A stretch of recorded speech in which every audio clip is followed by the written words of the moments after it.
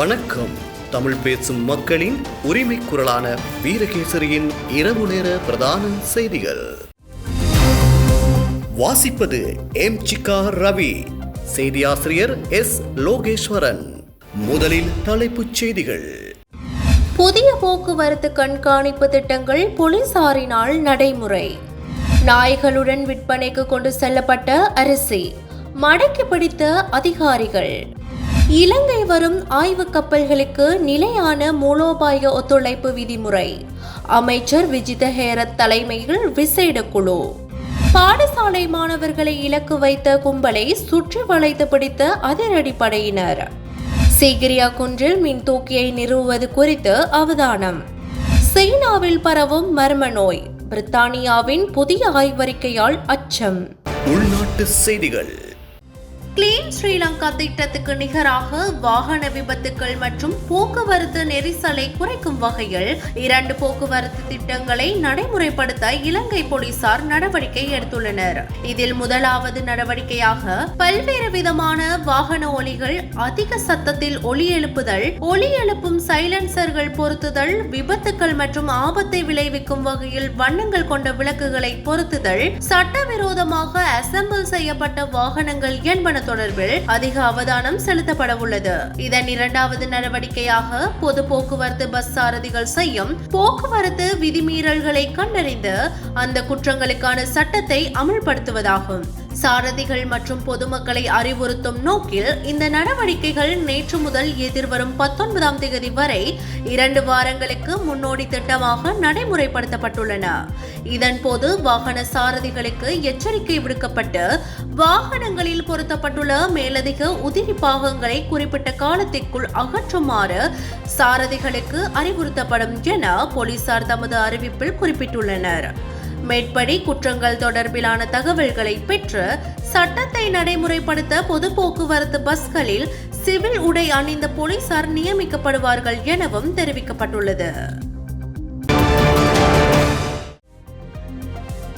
பலாங்கொடை நகரில் உள்ள கடைகளுக்கு விநியோகம் செய்வதற்காக அரிசியுடன் சேர்த்து 2 நாய்களும் கொண்டு செல்லப்பட்ட நிலையில் பலாங்கொடை பொது பாதுகாப்பு பரிசோதகர்கள் குறித்த லாரி மற்றும் சாரதியை கைது செய்துள்ளனர்.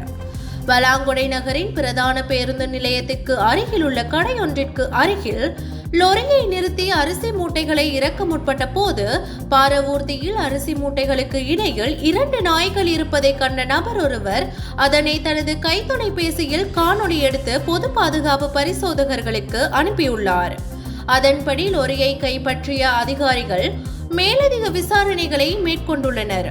குறித்த லொரியில் 21 லட்சம் ரூபாவிற்கு அதிக பெறுமதியான கச்சா அரிசி கையிருப்பு இருந்ததாகவும் இந்த லொரி திஸ்ஸமஹாராமவில் உள்ள அரிசி ஆலைக்கு சொந்தமானது எனவும் விசாரணைகளை மேற்கொண்ட அதிகாரிகள் தெரிவித்துள்ளனர்.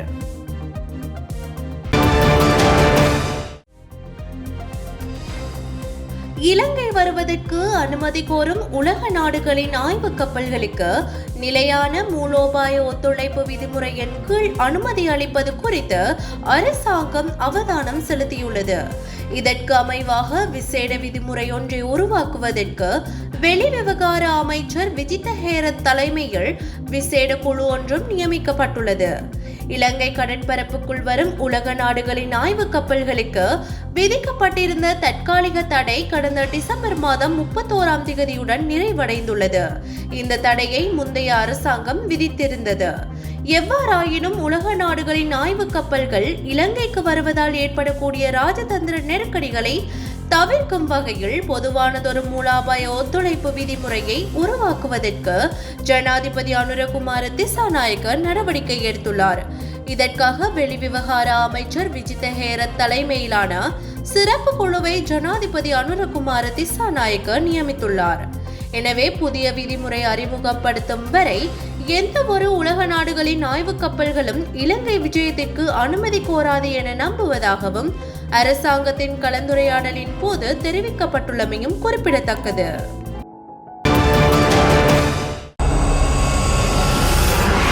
குற்றம் நடந்தது என்ன? நீண்ட காலமாக பாடசாலை மாணவர்களுக்கு போதைப் பொருட்களை விநியோகித்து வந்த 2 சந்தேக நபர்களிடம் இருந்து ஐஸ் போதைப் பொருட்கள் மீட்கப்பட்டுள்ளன. அம்பாறை மாவட்டம் கல்முனை தலைமையக போலீஸ் பிரிவிற்குட்பட்ட பகுதியில் வெள்ளிக்கிழமை இரவு கல்முனை விசேட அதிரடிப்படையினர் ஐஸ் போதைப் பொருளுடன் 2 கைது செய்தனர். கல்முனை விசேட அதிரடிப்படை அதிகாரிகளுக்கு கிடைக்கப்பெற்ற ரகசிய தகவலின் அடிப்படையில் மேற்கொள்ளப்பட்ட சோதனை நடவடிக்கைகளின் போது 20 வயது மற்றும் 19 வயது மருதமுனை பகுதியைச் சேர்ந்த சந்தேக நபர்கள் கைது செய்யப்பட்டுள்ளதுடன் சந்தேக நபர்கள் வசமிருந்து மொத்தமாக 2460 மில்லிகிராம் ஐஸ் போதைப் பொருட்கள் மீட்கப்பட்டிருந்தன. அத்துடன் கைதான சந்தேக நபர்கள் உள்ளிட்ட சான்று பொருட்கள் சட்ட நடவடிக்கைக்காக கல்முனை தலைமையக காவல் நிலையத்தில் ஒப்படைக்கப்பட்டுள்ளதுடன் மேலதிக விசாரணைகளை கல்முனை விசேட அதிரடிப்படையினர் மேற்கொண்டு வருகின்றனர். மாத்தறை வெலிகம பிரதேசத்தில் நேற்று அதிகாலை இடம்பெற்ற துப்பாக்கிச் சூட்டு சம்பவத்திற்கு மாத்தறை உணவகம் ஒன்றில் இடம்பெற்ற டிஜே விருந்தில் ஏற்பட்ட வாய் தர்க்கமே காரணம் என போலீசார் சந்தேகம் வெளியிட்டுள்ளனர். இந்த கொலையில் ஹரக்கட்டாவின் தரப்பினருக்கும் தொடர்பு இருப்பதாக சந்தேகிக்கப்படுகிறது. கொலை செய்யப்பட்ட இளைஞன் போதைப் பொருள் கடத்தியதாக குற்றம் சாட்டப்பட்டவர் எனவும் போலீசார் தெரிவித்தனர். இதேவேளை மாத்தறை வெலிகமவில் நேற்று காலை இடம்பெற்ற துப்பாக்கிச் சூட்டு சம்பவத்தில் துப்பாக்கிச் சூடு நடத்தியவர்கள் வருகை தந்ததாக சந்தேகிக்கப்படும் மோட்டார் சைக்கிள் ஒன்று போலீசாரால் கண்டுபிடிக்கப்பட்டுள்ளது. குறித்த மோட்டார் சைக்கிள் வெலிகம 3 மல்பே பகுதியில் உள்ள ஏரியில் வீசப்பட்ட நிலையில் கண்டுபிடிக்கப்பட்டுள்ளது. மாத்தறை சிறைச்சாலை வளாகத்தில் உள்ள அரச மரம் முறிந்து விழுந்ததில் உயிரிழந்த கைதியின் சடலம் அடக்கம் செய்யப்பட்ட துர்க்கி கிராமத்தில் உள்ள வீட்டிற்கு நேற்று முன்தினம் இரவு 5 கொண்ட குழு ஒன்று சென்றுள்ளது. இந்நிலையில் நேற்று அதிகாலை 1 மணி அளவில் குறித்த குழுவினர் வீடு திரும்பிக் கொண்டிருந்த போது வெலிகம கப்பர தொட்ட வள்ளிவள வீதியில் வைத்து துப்பாக்கிச் சூட்டுக்கு இலக்காகியுள்ளதாக போலீசார் தெரிவித்தனர். 3 மோட்டார் சைக்கிள்களில் வந்த இனந்தெரியாத நபர்கள் ரிவால்வர் மற்றும் T56 ரக துப்பாக்கியால் துப்பாக்கிச் சூடு நடத்திவிட்டு தப்பிச் சென்றுள்ளதாக போலீசார் சந்தேகிக்கின்றனர். இந்நிலையில் 5 2 காயமடைந்ததோடு 2 மாத்தறை வலான வைத்தியசாலையில் அனுமதிக்கப்பட்டுள்ளனர். 2 1 வைத்தியசாலையில் அனுமதிக்கப்பட்ட போது உயிரிழந்துள்ளதுடன் மற்றைய நபர் மேலதிக சிகிச்சைக்காக மாத்தறை வைத்தியசாலைக்கு மாற்றப்பட்டதாக போலீசார் தெரிவித்தனர். கப்பரு தோட்ட பகுதியைச் சேர்ந்த 26 வயதுடைய ஆகாஷ் தருக்க என்பவரே இந்த சம்பவத்தில் உயிரிழந்துள்ளார். துப்பாக்கிச் சூட்டு தாக்குதலில் காயமடைந்த இளைஞன் 29 வயதானவர் எனவும் துப்பாக்கிச் சூட்டுக்கான காரணம் இதுவரையில் வெளியாகவில்லை எனவும் போலீசார் தெரிவித்துள்ளனர். கிரிபாவா போலீஸ் பிரிவிற்குட்பட்ட இகலமரதன் கடவல பிரதேசத்தில் உள்நாட்டில் தயாரிக்கப்பட்ட 2 துப்பாக்கிகளை வைத்திருந்த 2 நேற்று கைது செய்யப்பட்டுள்ளனர். 34 மற்றும் 52 வயதுடைய பகல கிரிபாவா பிரதேசத்தைச் சேர்ந்த 2 இவ்வாறு கைதானதாக போலீசார் தெரிவித்தனர். சம்பவம் தொடர்பான மேலதிக விசாரணைகளை கிரிபாவா போலீசார் மேற்கொண்டு வருகின்றனர். இதேவேளை கொபேக்கனே போலீஸ் பிரிவிற்குட்பட்ட கொஸ்கஹவேவ சந்தி பிரதேசத்தில் வெளிநாட்டில் தயாரிக்கப்பட்ட துப்பாக்கியுடன் சந்தேக நபர் ஒருவர் கைது செய்யப்பட்டுள்ளார். சம்பவத்தில் 28 வயதுடைய கொபேக்கனே பகுதியைச் சேர்ந்த ஒருவரே இவ்வாறு கைது செய்யப்பட்டுள்ளார். சீகிரியா குன்றில் சுற்றுலா பயணிகளின் வசதிக்காக மின் தூக்கியை நிறுவுவது குறித்து அவதானம் செலுத்தப்பட்டுள்ளதாக சுற்றுலாத்துறை அமைச்சு தெரிவித்துள்ளது. சீகிரியா மற்றும் அதனை சூழ உள்ள சுற்றுலா பிரதேசத்தின் அபிவிருத்தி தொடர்பில் அண்மையில் இடம்பெற்ற விசேட கலந்துரையாடலின் போது இந்த விடயம் குறித்து கவனம் செலுத்தப்பட்டதாக தெரிவிக்கப்பட்டுள்ளது.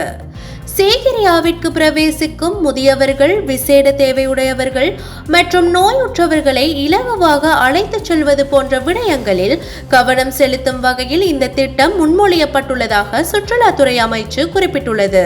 அத்துடன் இந்த கலந்துரையாடலில் பௌர்ணமிக்கு முந்தைய நாள், பௌர்ணமி தினம் மற்றும் அதற்கு பின்னரான 2 நாட்களிலும் இரவு நேரத்தில் சீகிரியா குன்றை பார்வையிடுவதற்கு அனுமதி வழங்குவது குறித்தும் கவனம் செலுத்தப்பட்டுள்ளது. எவ்வாறாயினும் இந்த முன்மொழிவுகள் குறித்து இறுதி முடிவு எட்டப்படவில்லை எனவும் தெரிவிக்கப்பட்டுள்ளது. அடுத்ததாக சர்ச்சையை ஏற்படுத்திய கடந்த வருடத்திற்கான தரம் 5 புலமை பரிசில் பரீட்சை விடைத்தாள் திருத்தும் பணிகள் மீண்டும் ஆரம்பிக்கப்படும் என பரீட்சைகள் திணைக்களம் தெரிவித்துள்ளது. அதற்கமைய பரீட்சை விடைத்தாள் திருத்தும் பணிகள் எதிர்வரும் 8ஆம் திகதி ஆரம்பிக்கப்பட உள்ளதாக பரீட்சைகள் திணைக்களம் தெரிவித்துள்ளது. அத்துடன் குறித்த பணிகள் எதிர்வரும் 12ஆம் திகதி வரை முன்னெடுக்கப்படும் என பரீட்சைகள் ஆணையாளர் நாயகம் அமித் ஜெயசுந்தர தெரிவித்துள்ளார்.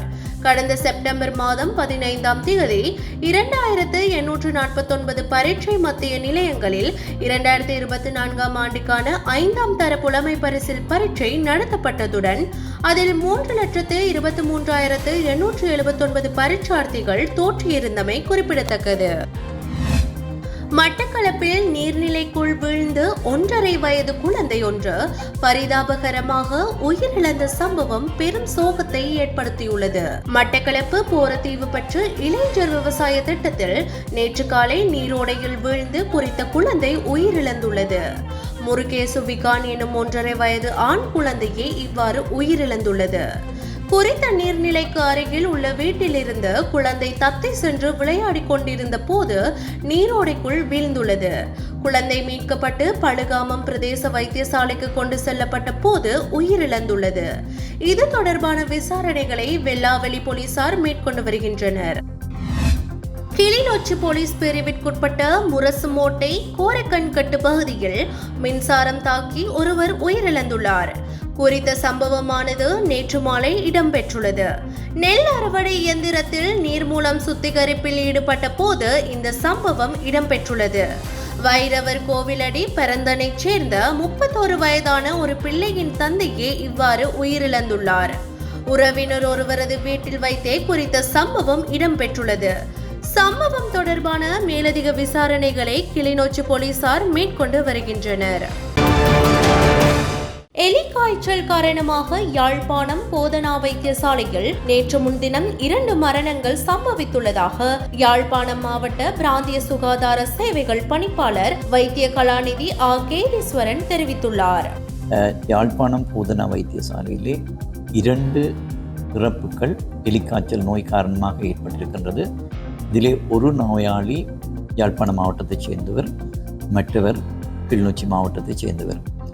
இந்த இறப்புடன் சேர்த்து யாழ்ப்பாணம் மாவட்டத்திலே எலிக்காய்ச்சல் நோய் காரணமாக இதுவரை 8 இறப்புகள் பதிவு செய்யப்பட்டிருக்கின்றன. காய்ச்சல் ஏற்பட்டால் ஒரு நாள் காய்ச்சலாக இருந்தாலும் தயவு செய்து உடனடியாக அருகிலுள்ள அரசாங்க வைத்தியசாலைக்கு செல்லுங்கள். ஏனென்றால் இந்த காலப்பகுதியிலே ஒன்று இந்த எலிக்காய்ச்சல் பரம்பல் தற்போது காணப்படுகின்றது, டெங்கு நோயின் பரம்பல் காணப்படுகின்றது, பல்வேறு வகையான வைரஸ் காய்ச்சல்களின் பரம்பல் காணப்படுகின்றன. எனவே இந்த காலகட்டத்திலே காய்ச்சல் ஏற்பட்டால் தயவு செய்து தாமதிக்காது, ஒரு நாள் காய்ச்சல் என்றாலும் பரவாயில்லை, உடனடியாக அருகிலே இருக்கின்ற அரசாங்க வைத்தியசாலையை நாடுங்கள்.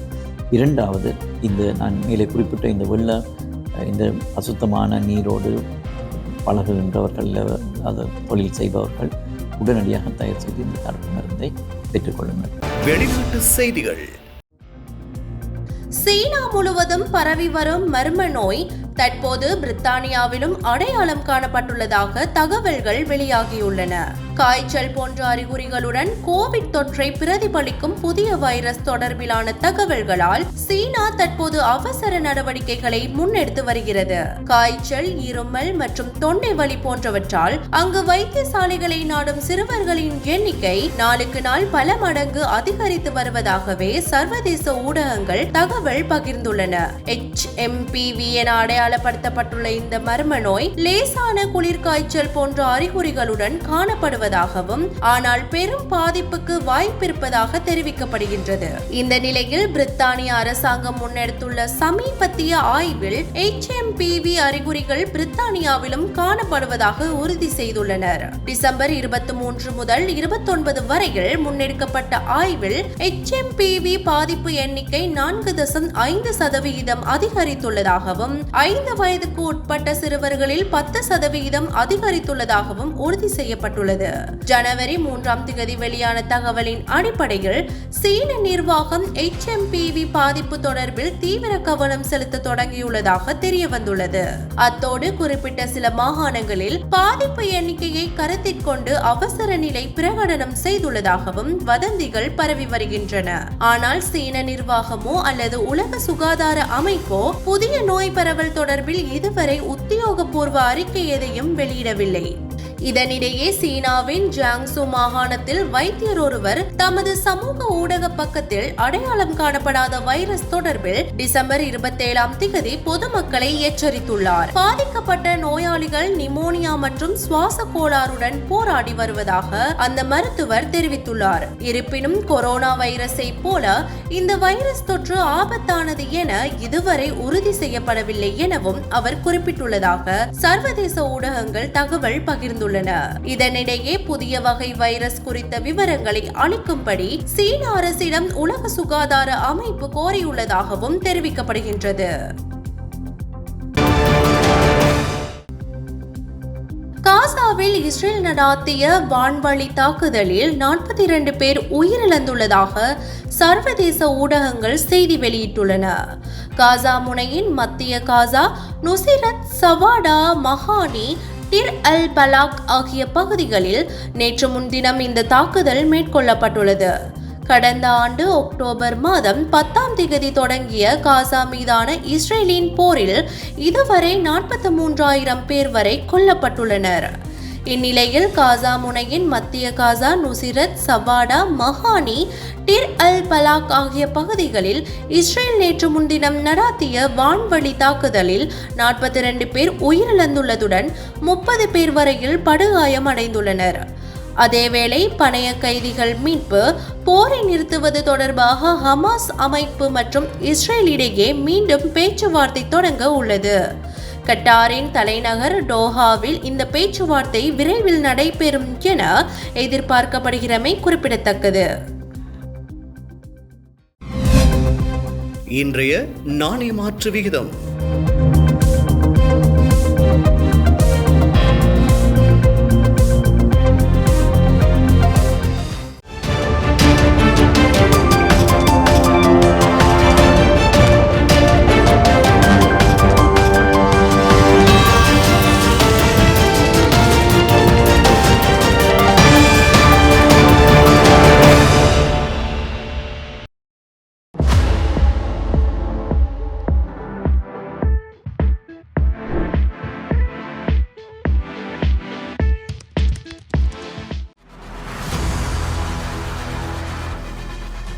இலங்கையின் முதல் நிலை முதற்கர செய்தி வழங்குனர் வீரகேசரியின் குறும் தகவல் செய்திகளை உடனுக்குடன் தமிழில் பெற்றுக்கொள்ள டயலாக் வலையமைப்பிலிருந்து REG இடைவெளி வீக்கி என்று பதிவிட்டு 87 960 என்ற எண்ணுக்கு குறுஞ்செய்தி ஒன்றை அனுப்புங்கள். வீரகேசரி செய்தியுடன் இணைந்திருங்கள்.